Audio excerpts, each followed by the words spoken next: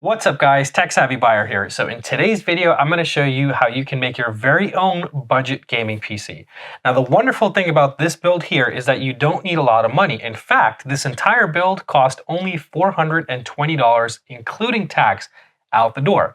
Now I did manage to take advantage of some of the different cost savings options that are available at my nearest Micro Center.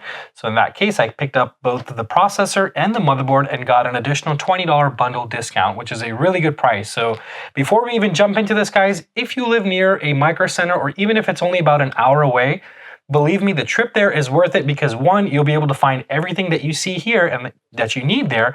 And second, it's going to be the most competitively priced. And in the event that it isn't, they will price match either Amazon, Newegg, or even BH Photo and Video.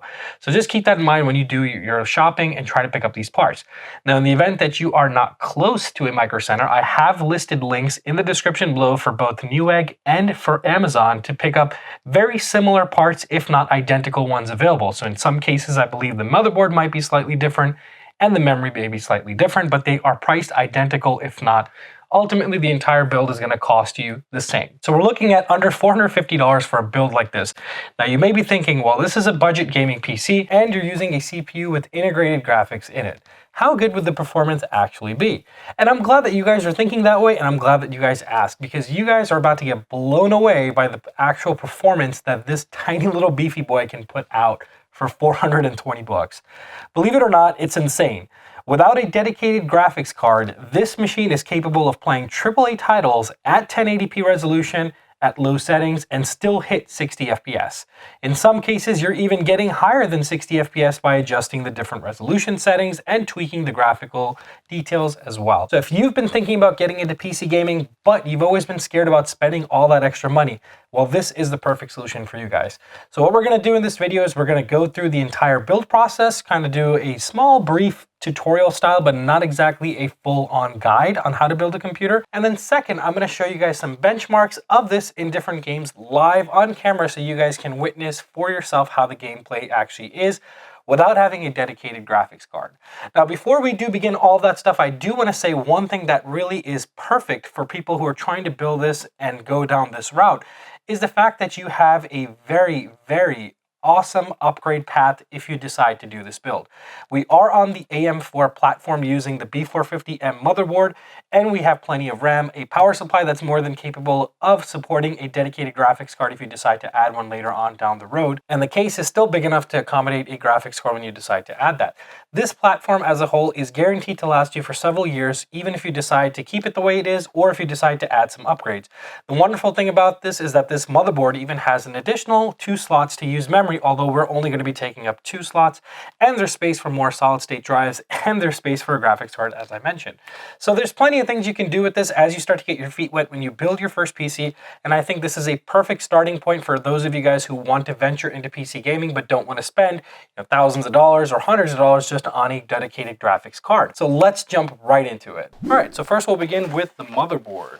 And this, like I mentioned, is the Tough Gaming Mini ITX board. Don't forget your I/O shield, and we're going to need some SATA cables to get our hard drive connected as well.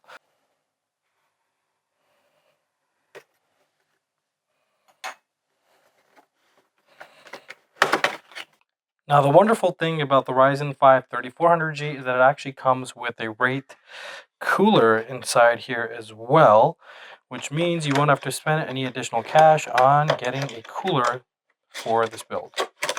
So we're going to be using this to cool the system as well. We're going to go ahead and install both the processor and the cooler onto the motherboard first. And actually, to install this specific cooler onto the board, since it is very low profile and it already has screws that sit pretty low, this is not actually going to, and you can see the thermal paste is already pre-applied to this. This is not going to be able to sit on this mounting bracket as it sits. So you're going to have to remove these brackets first before you can install the cooler on it. And before we go ahead and do that, we're going to go ahead and put the actual CPU on here as well. So once it's in there, you can go ahead, push down, and our CPU is now locked and loaded and ready to go. Let's go ahead and remove these brackets here. Now basically what this is going to screw into is that guy right down there, that little bracket right here. So we're going to leave this holding it, and basically it's going to kind of sandwich the cooler up against it, so that way it's running the right way. This is supposed to just sit on it like that. Make sure you line the screws up.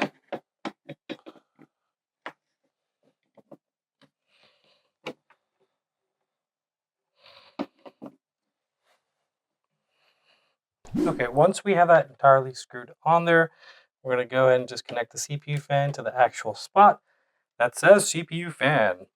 Next step, let's go ahead and install the RAM. Just open up the slots. Now remember, when it comes to RAM, you're always going to install it to the two slots that are furthest away from the CPU. And each board is a little bit different, but in some cases they're going to color code or match, like you see here, the two grays are paired together like the two blacks are. So in this case, we want to install them in the two grays because they are the furthest away from the CPU. Since this is dual channel memory, you're going to get better performance, and it'll basically work right if you put them in both the color coded slots. And you also want to make sure that you're lining up the long side with the long side of the slot and the short one with the short one. So in this case, this is how it's supposed to fit. And you're going to push it down until it clicks right into place. Do the same thing for the second one. And we now have our memory installed. Okay, now that we have the RAM, the CPU, and the cooler installed, we're pretty much getting ready to go ahead and put this inside the case. But before we do that, we're going to make sure we install our I/O shield into the back of the case so that it lines up perfectly. And after that, we'll go ahead and pop in the SSD, and we'll make sure that the power supply is being used correctly as well. So let's go and do that step.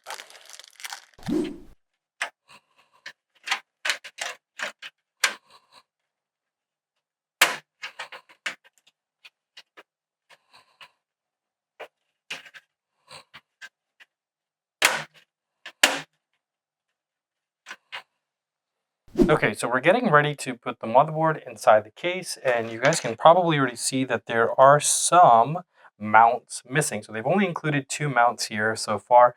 We got to go ahead and put this one in. We got to put one here and on the edges as well. That way the chassis of the actual case doesn't touch the motherboard as well. And it prevents it from being short out.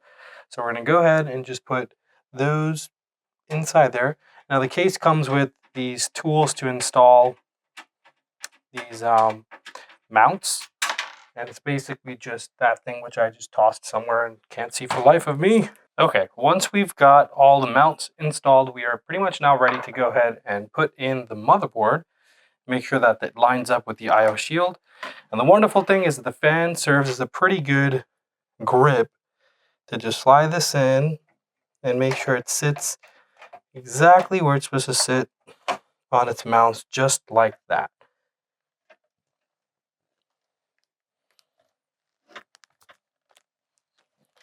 And so we are literally on every spot we are supposed to be on. Now you can just go ahead and get your screws and start plopping them in there. Screw it on the motherboard, make sure it's nice, tight, and secure to the mounts. Okay, now that the motherboard is in, now let's go ahead and put our power supply in and get some of the wiring done, and we'll get the solid state drive installed as well. So here is the Be Quiet power supply. I've actually put the bracket on that goes to the case, but this is what I meant by semi-modular. It's got the CPU and the motherboard cables just built into it, so you pretty much have to use those in almost every other build that I know of.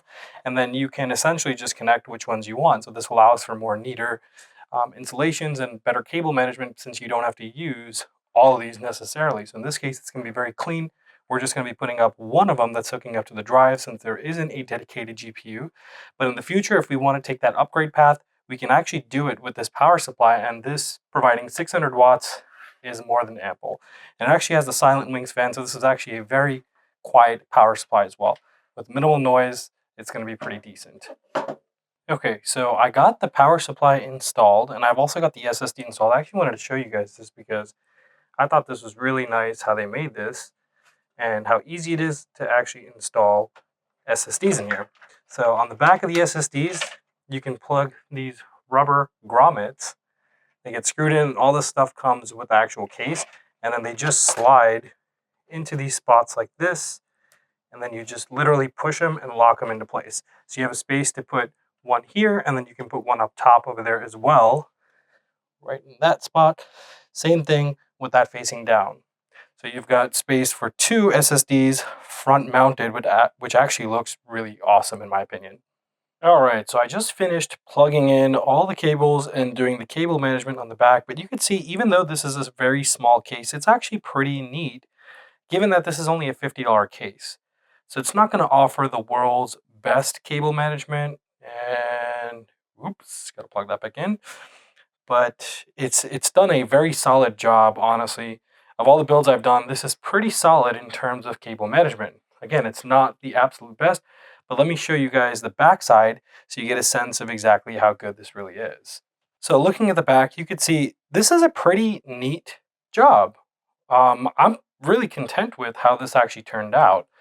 And it's nice that they also gave you a spot back here to put a 3.5-inch HDD if you choose to do that. But overall, I mean, for $50, guys, you can't really go wrong. This is a very solid beginner level case, and it still gives you plenty of room to do upgrades. We didn't even put any fans up on the top yet. We have space for that, and we even have space for fans up front. Albeit you won't really be able to do much liquid cooling in this and put in like all-in-ones and stuff like that, but still, this is a pretty decent case. All right, so it's time to install the side front panel, and this actually is supposed to go in like that, tuck in there. Now, I don't believe this is actually glass. It actually feels more like it's acrylic, but that's okay. At least you get to see what's going on inside. And I like that they do have thumb screws, makes it easy to open regardless. So on the front I/O panel, they actually gave you 2 USB 3.0 ports. You've got your power button, you've got a reset button, microphone, and headphone jacks as well. So this can actually sit, like I mentioned, horizontally, and you can actually have the top of it exposed since there's feet on that side.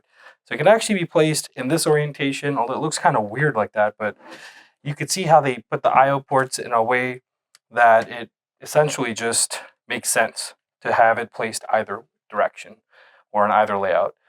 So now for actually the most fun part.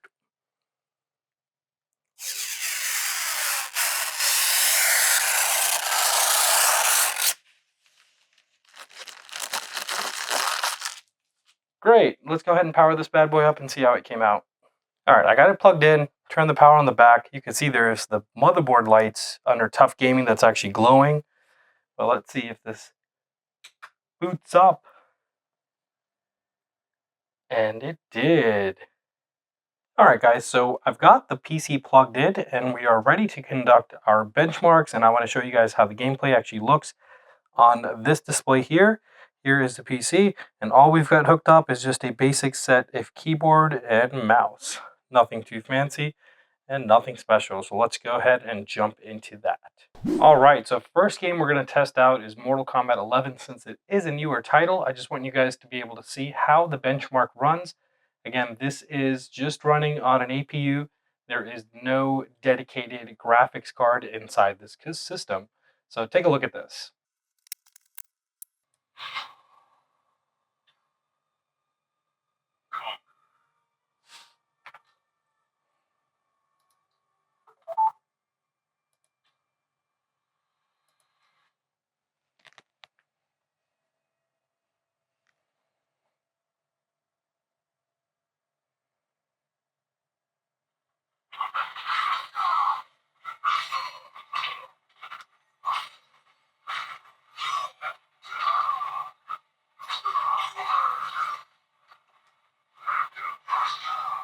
So I don't know if you guys can see, but that is running at 60 FPS currently, and it's just dipping ever so slightly to 59 on average.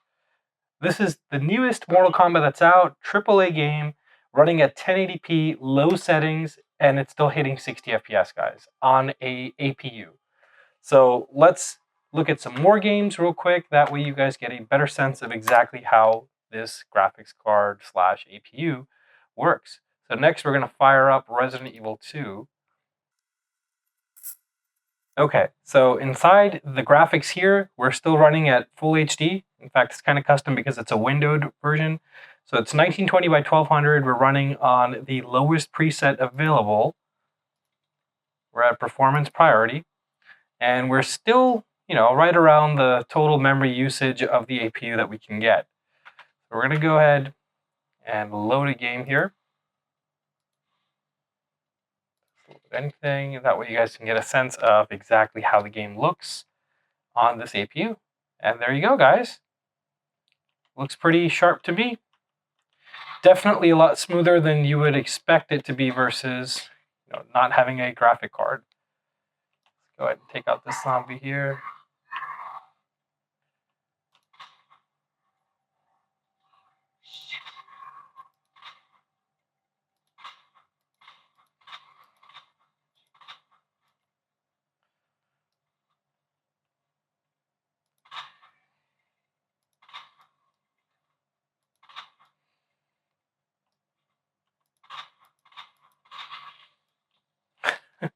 Okay, it's a little excessive, but so again, like the quality is not overall the craziest, but this is still really good considering this is not coming from a dedicated GPU.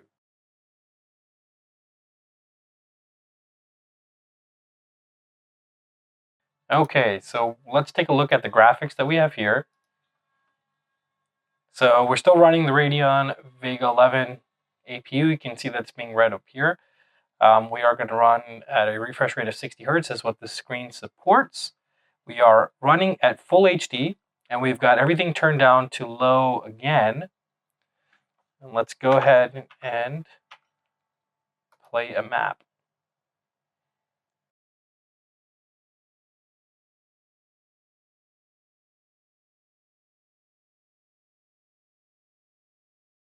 Okay, so you can immediately see that the texture of stuff doesn't look the greatest. It's really, bland and kind of blurred out.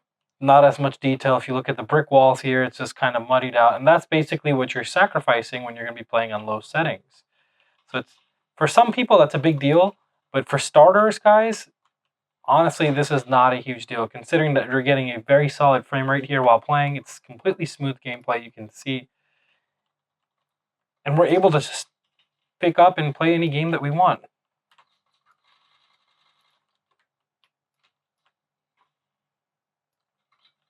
And there you guys have it. That is the performance you can expect to get from a budget gaming PC priced under $500. It's definitely a very compelling deal when you consider all the stuff that you can do with it. Now, I hope you guys really enjoyed this video, and if you did, please give this video a thumbs up. If you guys are new to my channel, please hit that subscribe button as well, and turn that notification bell on so you're well aware when I'm putting out new content. So overall, guys, if you're interested in picking up any of these parts, I have links in the description below for both Amazon and Newegg, and you guys can check those out and make your purchase. Do keep in mind, they are affiliate links, so I do get very teeny tiny commissions if you guys do choose to go through my links. It makes no cost to you and no addition to you. It just helps support the channel. Thank you very much for staying through to the end of this video, and stay tuned to see more content upcoming on different builds I'm going to be going through at all different price ranges. So earlier this week, we covered a $1,200 build. Before, like last week, we covered that big one there. That's about $5,000. And I've also promised you guys that I'm going to be doing some custom loop tutorial videos and stuff like that. So keep an eye out on my channel. I'm going to start putting out some stuff related to custom loops as well if you want to get to the more advanced stage of building PCs. And we will also be covering some console stuff since it's been a while since I've put out some Vita videos as well. And I do have some updates there as well to share with you guys. So again, thank you very much for staying tuned and watching through to the end of this video. I will see you guys on my next one. Peace out.